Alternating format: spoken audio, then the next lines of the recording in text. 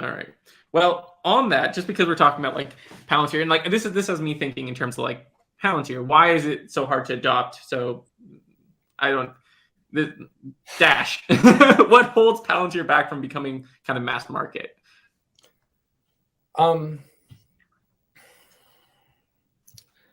There's two things, and they're not unrelated, but I think there's an innovator's dilemma thing a little bit with Palantir, where we had a really good business that predated me on going and selling multi-million-dollar contracts to the government. And we had a really good business in the commercial space, selling these really big deals to customers where we were deploying software, but also a lot of humans to go build things and custom build things. And, we kind of started getting these price tags around what we were doing, and well-deserved, because the software was really good and we were able to provide a lot of value. But I think when you're, it's all public information, and I've been gone for like 4 years now, so I don't really know anything privileged anyway, but like it's all public information. If you look, like they don't have a lot of customers, but their customers pay them, a ton of money. Yeah.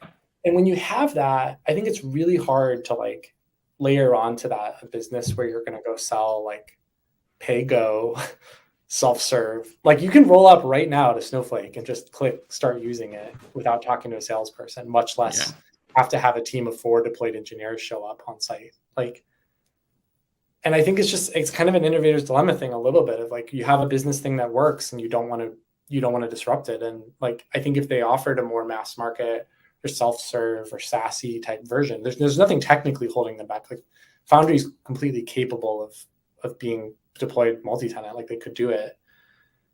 They do it with the Foundry for Builders thing. I think the question is like, what does that do to, does it cannibalize or erode your ability to go monetize at the level you do with these bigger customers? Like, if you have a pricing page that's like pay-go pricing that, is like some reasonable number of dollars per compute unit or whatever, and then like you go to a Fortune 500 company and you're like, yeah, that'll be $15 million per month. Like so it's not unsolvable, but I think that's kind of a core of it. The other thing is that it's built as one integrated system, and that's its strength, that everything works together. You're not cobbling a bunch of other tools together. You're buying one thing and it all works well together. And each of those pieces might not be the best, like there might be better products out there to do that specific thing, but because it all works together, that's such a strength. And that's one of the reasons the product Foundry is so incredible.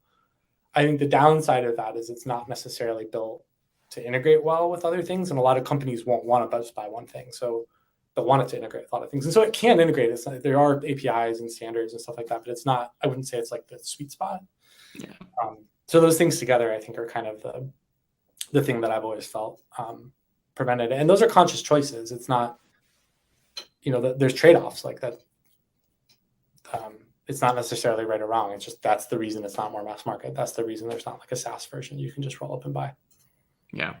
I think that makes a lot of sense. And that's almost why I had this question right after that retool, because I'm just like, this is perfect, because retool, again, it's like, I think it's $10 a user. And by the way, like I don't begrudge retool for taking Slate, like the idea of Slate, and running with it. Like I think that's sweet. Like it's, if anything, it's like Palantir decided not to spin these things out or not to monetize them or not to sell them, and like that's their prerogative. And it's cool to see these things go and work in the broad world. And we're doing some version of that, and retool is, and there's other people now that are doing their own things. So it's all good.